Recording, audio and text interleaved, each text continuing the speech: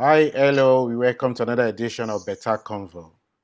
My name is Yomi Omogbeja from Athletics Africa, and our guest today is no one else but the current African record holder for the men 100 meters, and the first African to win the World 60 meters title. His name is Olusoji Fasuba. And Mr. Fashigwa was also a member of the Nigerian bronze medal winning team in the 4x100 meters relay at the 2004 Olympics Games in Athens, Greece. And he also won the 100. He also won a silver medal in 100 meters at the 2006 Commonwealth Games in Melbourne, in Australia. So, Mr. Fashigwa, you are welcome to BETA CONVO. Thank you very much. It's my pleasure to be here. Yeah, it's good to see you. Last time we saw was in Ado-Ekiti in February. Little did we know that the whole world will come to a standstill after that.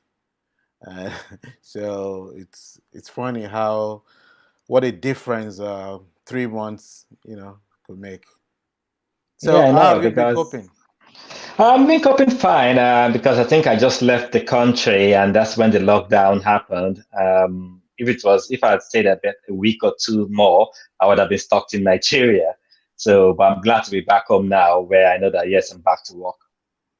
Yeah, it's good because I actually left. I think 2 days after I left was when they started locking up closing the borders, and so it was just a lucky escape for me to get out of Nigeria just before the lockdown. So, and also, I know we spoke about a lot of stuff in our career. So we'll come to that, but let's just start with you. There's a tradition on this program. All our guests, we've asked them to first of all introduce themselves in their own words. Um, what will you tell people? Who is Olusoji Fasuba? I'm Olusoji Fasuba, an indigenous of Ekiti State, Ado-Ekiti to be precise. But I grew up in the beautiful place of Sapele, Delta State. That's where I live all my life before I became a professional. I think when I did my sports, did a lot of sports, but I ended up specializing in the 100 meters, 200 meters, and the 60 meters as well. Yeah. Yeah, so we'll come to that. I know that I'm not sure I've ever actually saw you run 200 meters before. So we come to that. Why is it that you never tried to run anything above 150? Well, I did a lot of that in training, and I knew what people didn't know is when I started my career, I was actually a better 200-meter runner. But when I found the 60 meters, that became the love of my life. So in the long run, it became very hard for me trying to do the indoors and the outdoor season. So one of the events had to suffer. And I was like, all right, then 200 meters requires a lot of work.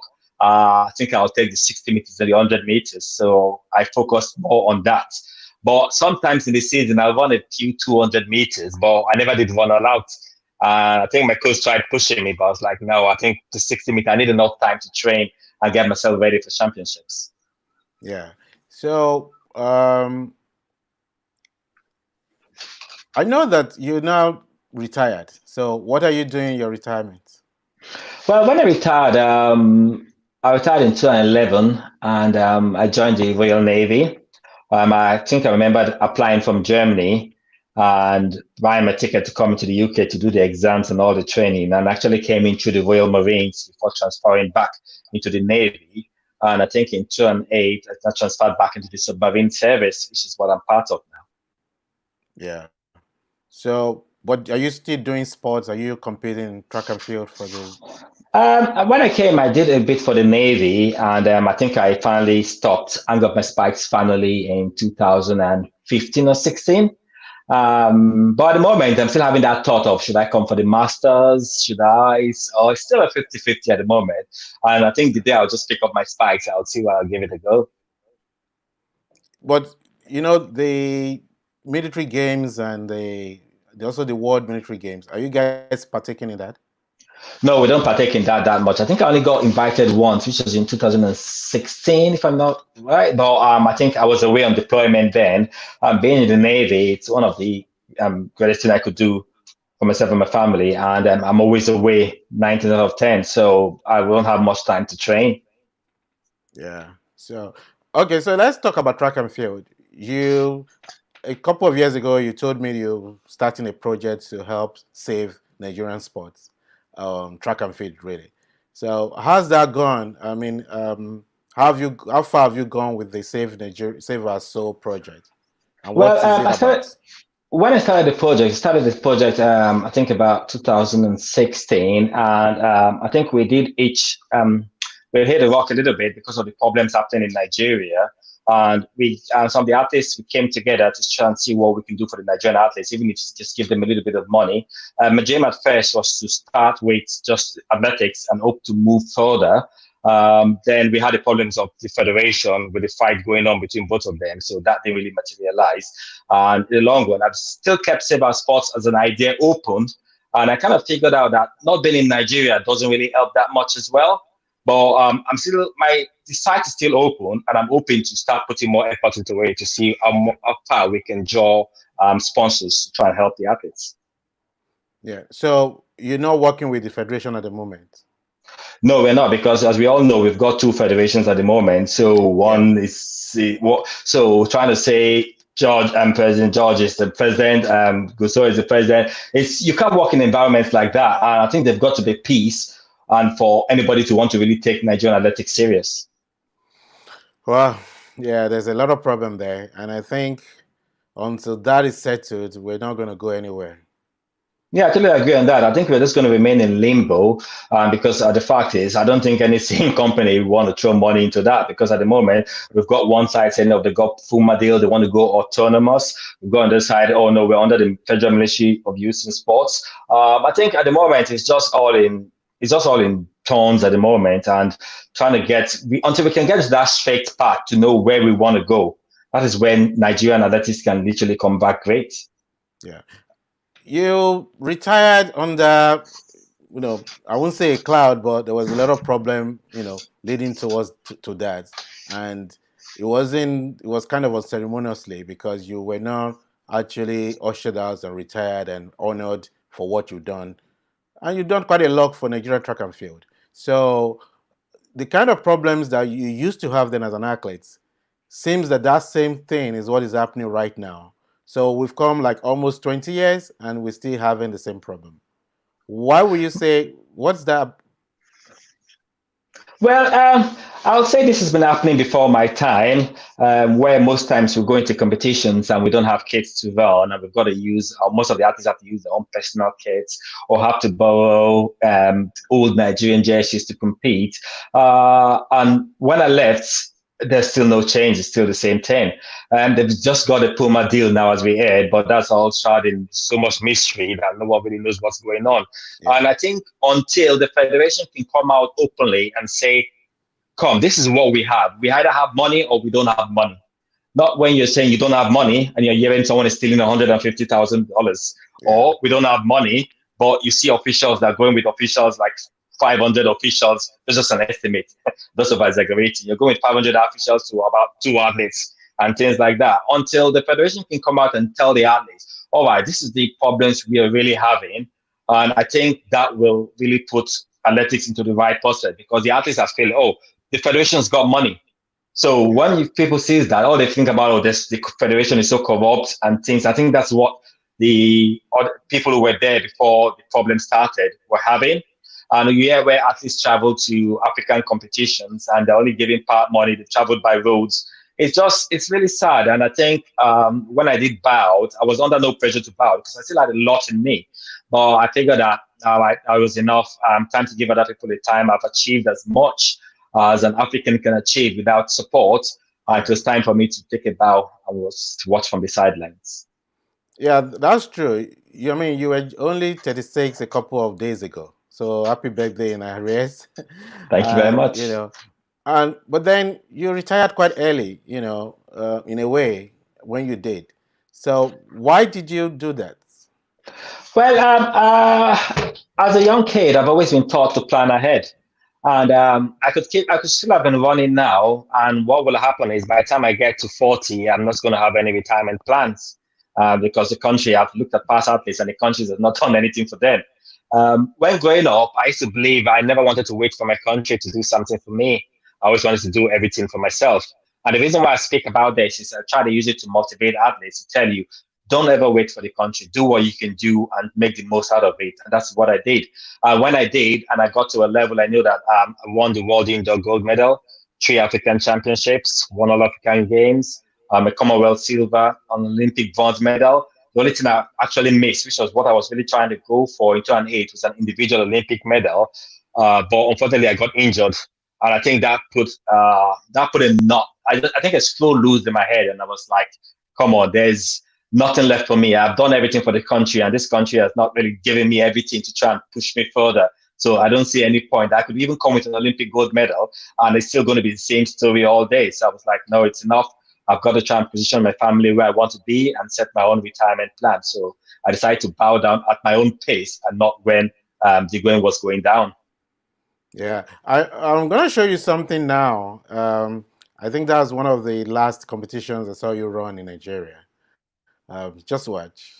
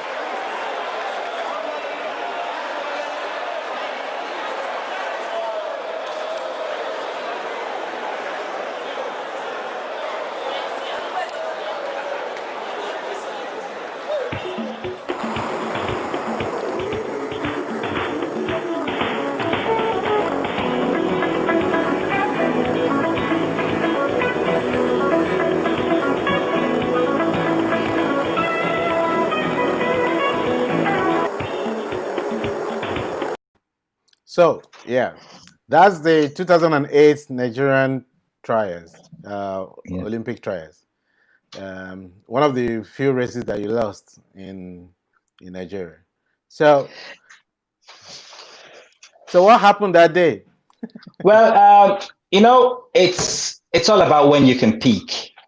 Before going to that race, my coach wanted me to try and see if he can get a wild card because he told me if he made me peak at that race, a Beijing Olympics, Yeah. I would lose my form. And it's all planning. So I tried speaking with the federation then, and that's when they were strict. Fair play to them. That was the law then, that everybody has to come for the trials or you do not make the games. So I had to go into the trials about 80% ready. Yeah. At that time, I was still under loads of weights and everything. So my coach managed my race for me. And I think I did come third in that race. But as I said, it was due to the timing of when the Olympics was at that time.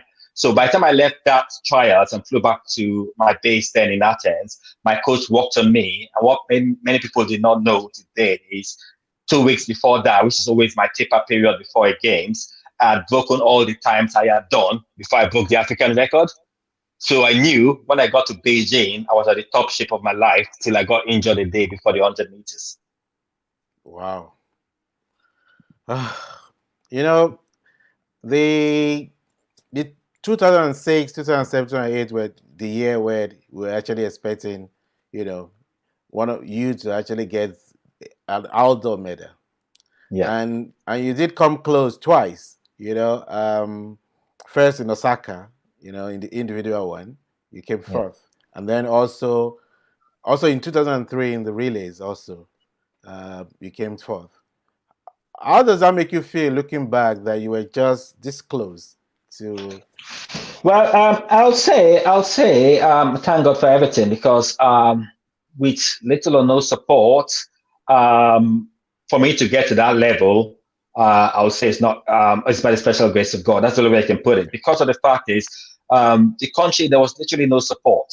I think when I won, the first support I actually got was when I won the World Indoor, which was in just before, when I won broke the African record, Yeah, bro, the and I got the African record, support for yes. I got the support for my state later, and I think another year I got one from Skybank, which is all what I got in support from Nigeria for my athletics career. We were always mad with going to competitions, and when all the athletes were resting, we were having meetings fighting for our allowances. Yeah. And sometimes some secretaries will come and say, "Oh, you're going to be paid this amount of money. Don't tell anybody because you've been paid the highest." And you find out from your rest teammate, "Oh, what you've been trying to be? They try to cheat you." Or that teammates have got more money. So those were little things we are facing, and they're still facing till now in this Yeah. present time. And things. So those kind of things kind of demoralizes athletes. And when you go to the I remember going to the African Championship, and I think we won 2 gold medals. And my counterpart Yeah. in Ghana were being paid loads of money, and we only got $550 US. I think at one point, I remember running in one of the African countries. I can't remember the name now, and they thought I wasn't going to come. So the country offered that, since I was one of the big stars coming, they were going to pay part of my ticket, and Nigeria didn't want to pay the remaining part. I had to start Wow. arguing with them. Come on, where's my money? You've got to pay me my money. You guys are Yeah. using the government money to come. Or another time again, the national trials. I flew home for the national trials, and I was told, "Oh, you get your money in one of the African championships." Went down there. "Oh no, don't worry, we'll bring your money till the African when you get to Osaka." I went to Osaka. "Where's my ticket money? I used to come for the national trials." "Oh, don't worry, we don't have it. We'll give it to you when you come back to Nigeria." And that's the turnaround professional athletes get in Yeah. Nigeria. And yet people still look at us and say, "Oh, right, then why this guy's not getting medals?" It's not about us getting medals. It's about the athletes getting treated properly. And this is why I've been a bit more outspoken that you've got the athletes are investments. If you don't invest in them, don't expect them to produce miracles. Many of the officials will go about slating them and saying, "Oh, these athletes aren't doing well." But what are you doing? What are you impacting into them to be able to make them do So well? yeah. I think that's the breakdown. I think one of the problems I see with Nigeria is we are so focused on grassroots. Grassroots is a very good thing, and don't get me wrong. I'm not saying it's not. It's a very good thing. But after grassroots, you don't have an intermediate plan. You need that intermediate plan to take care of the grassroots athletes because most of these grassroots athletes are now left in limbo. You've opened up the festival now, so all the professionals can run. So most of these big states are not employing as much grassroots athletes as they're meant to be doing. So we're going to start seeing it's slow and in fact a faster decline in athletes not even making the national standards. Yeah. And also, you have a lot of some of these states are actually recruiting mercenaries athletes from outside the country. Yeah, Russian that's it. And athletes at to the run long for them. run, we're saying, "Oh, we've got." I said, grassroots is not our problem in Nigeria. Almost every state has a very good and robust grassroots system. What we don't have is a follow up because after grassroots, the grassroots does not live to national level. No, the grassroots should live to intermediate. And we tend to look, Yeah. "Oh, under 17 and under 18." Come on, we all know what goes on in the under 17 and under 18. We all know that. So in the long run, we think things need to go on well for us to get better.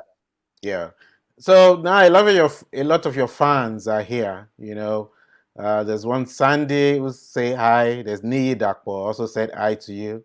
There's Hi. Tony Ephraim who said we're here. But there's a question from Nicholas Akini who said, what does Fashuba think can be done to bring sponsors to athletics in Nigeria? Well, transparency, honesty, and transparency, that goes a long way in bringing sponsorship to Nigeria. At the moment, we all know, all right, Puma is trying to give us a deal now, but it's surrounded with so much conspiracy that no one actually knows what's going on. So, do you think another company will want to invest in us? No, I think honesty. Once the federation can come about being honest to the world, to the athletes first, and to the world of what's really going on, I think that will do a great way in bringing up the top athletes as well, and trying to merge our entertainment industry as well, Yeah. because we've got sports and entertainment, but we tend to always leave entertainment does theirs, sports does theirs. And one thing people need to realize, and that's my bone of contention, is people are always comparing athletics to football. Sorry, they're not on the same league. Football Yeah. is on a greater league than athletics. And if you want to use the same model of what's going on in football to do athletics, I think we will be driving the coffin more than 6 feet. And that's what Yeah. people need to realize. We need to do a proper cleanup of our sports, and I can bet you a lot of sponsors want to come back because Nigeria has a lot of talents. In fact, I once raised this issue that look, football, everybody keeps saying government is spending a lot of money on football, right? So that's Yeah. fine. Football is the most popular sport in Nigeria. That's fine. So, but then you are in track and field. Why you not? Most of the stadia we have in Nigeria are multi-event stadia. So why are you not leveraging on the popularity of football to promote track and field? So if you partner with the Super Eagles is playing in Uyo, for instance, why is the Athletics Federation now working with the NFF to have instead of entertainment they have during halftime, have 2 or 3 relay events at that time? So bring the state athletes to run at halftime on the track. The stadium is already full. People will get to see them run. So this is how we could gradually phase in our sport and also leverage the popularity of football to showcase the track and field athletes. 15 minutes halftime during the football match, you can use 10 minutes to run 4 relay Yeah. races, 4x1 races, right? Yeah, so these Yeah. are the things we need to start think of outside the box, be innovative, and do something completely, you know, unexpected to I, bring popularity to the sport. I think that's the problem we are having is because I think a lot of people are so money conscious in the fact that, let's see what we can grab now within our time. And I think that's what's really killing our sports. We need to, once we can remove that mentality and let a lot of younger bloods come in as well, because I keep saying the fact, there were some people that bought the sports greater in 1925, 19, let's still use them again. Those are the things they need to look at. We need the young bloods into the Yeah. system that are willing to come up with more innovative ideas that can bring us, move our athletic sports forward. Because it's been, before I left, I kept screaming that athletics is going down the drain. And it did go down the drain. So it's only Personal Cabaret was carrying the whole country with all the victories. And now the men are Yeah. coming up now. This is the time Nigeria needs to start throwing money to these athletes. Come on, let us sponsor you. Let us give a lot to you. Let's just leave it to when you get to competition that we're going to give you peanuts as allowances or we want gold medals. No, it shouldn't be like that. The country has to have a creative plan, as you rightly said. As you said, football. When they're doing football, 15 minutes, you can do a race. Entertainment industry, try and merge as much as possible to bring that crowd to know athletics. Because I can tell you, a lot of people don't even know the top athletes we have in Nigeria at this moment. Oh, I mean, last week we had one of the Ghanaian athletes. She's the Ghanaian national recorder in triple jump. And we were talking like the same thing we're just saying now, that if you put any of the Ghana movie and music stars there on a billboard, everybody knows them, right?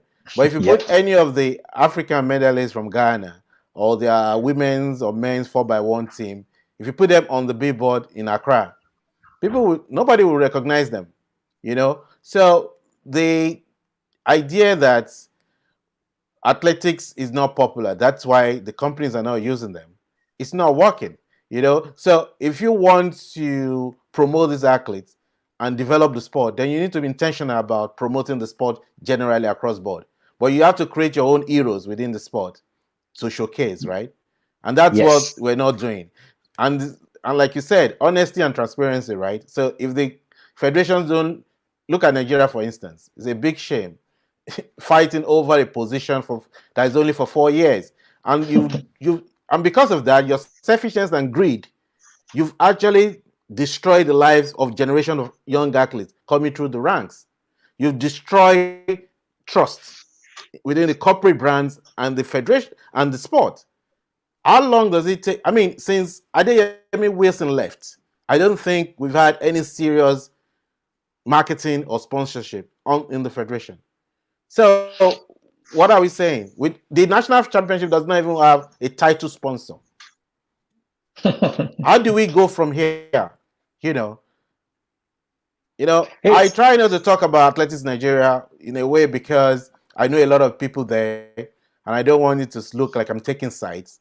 But to me, every one of them had failed. And if they no, love yeah, the sport, everybody currently involved in the system should leave.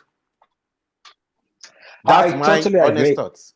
I totally agree with you because at this present time, we've got the next coming election is coming out, and people are really start trying to lobby to see who can become the president. But at the moment, I can tell you, no one is actually saying, "Oh, let's see how we can develop these athletes and make them a better, make the sports better." You know what I mean? Yeah. So it's a bit sad and worrying that all people are thinking about now at this present time is, "Oh, it is my position. I've won this. I should have the right to do this now. Let us go autonomous, let us not go autonomous." But no one is actually talking. These athletes are suffering now. You're giving them a palliative once, and I think we expect that palliative to take them for the next 3 months. Yeah. Come on, this is how much was it? 50,000, 60,000. That's not even a quarter of. That's not even a penny compared to what a professional athlete will need and things Yeah. like that. So a lot needs to be done, and I think we are still a very. I think to me, I would like to say we are still in the stone age at the moment. So there's a question here from Tony Ephraim. So he said, "My name is Nwane. I and Olu started together. I wish he can start up an athletics academy in Nigeria. Do you have such plans, Olu?"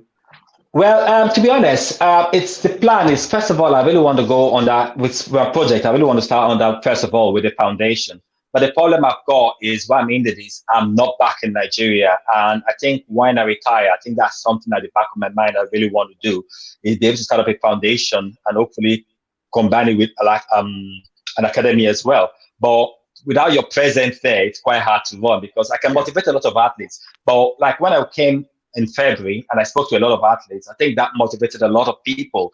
And it will go a longer way than just having an academy where no one sees you and things like that. And most of the Yeah. time, being a Navy personnel, I'll disappear for about 3 or 4 months and no one hears about me again. I think that could bring a debt to anything I try and start, which I've learned with my project that I've done. Yeah. I mean, I guess that's answer what Omoyeni just said. He said, what can be done to help all younger athletes in our local communities in Nigeria? So I Well, as guess I the said, foundation answered yeah. that, right? Yeah, the foundation answers that. But as I said, at the same time, even if I want to start, I am not so focused on I don't want to really focus on grassroots because, as I said, there are way too many grassroots. We need that intermediate program. Once we can keep that intermediate program, the grassroots have identified potential talents. How do we take this potential talent to the national level? That is more of a dream I really have at the back of my mind. Yeah. So this is your picture when you were still active. I think one of the I think it's the World is that the World Continental Tour or one of the No, this one was actually for my Grand Prix. club. Is it my Italian club, as Dunstra? They sponsored me there and gave me the documents I needed to travel around Europe because with a Nigerian passport, I was limited to traveling to as many places as I want. So I think they were part of the support that I got. I was able to use to travel because trying to get a visa from Nigeria was like trying to win the national lottery. Yeah. So this is you on the finish line after you won the World Indoor in Valencia in 2008. I know there's a backstory to this one. Because in 2006 you were not happy with what happened when you came fifth in the final, running 6:58, and 2 years later you came back and you delivered and you won the title. So can you tell us the backstory to that? And this picture, it Well, said number one. I think, well, I think my indoor journey started actually from 2004, if I'm not mistaken, Yes. because 2004 was my first ever indoor. I've never seen an indoor stadium in my life. So I remember flying to Germany, and I think a day before the race, I think I kept thinking about the race, and I was sleeping.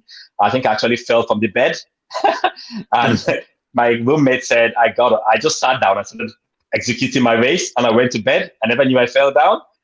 That's how much thought I had in my race. Yeah. When I ran the first race in Karlsruhe, Germany, I think I ran a 6:58, if I'm not mistaken, and I think that was about the sixth fastest time in the world.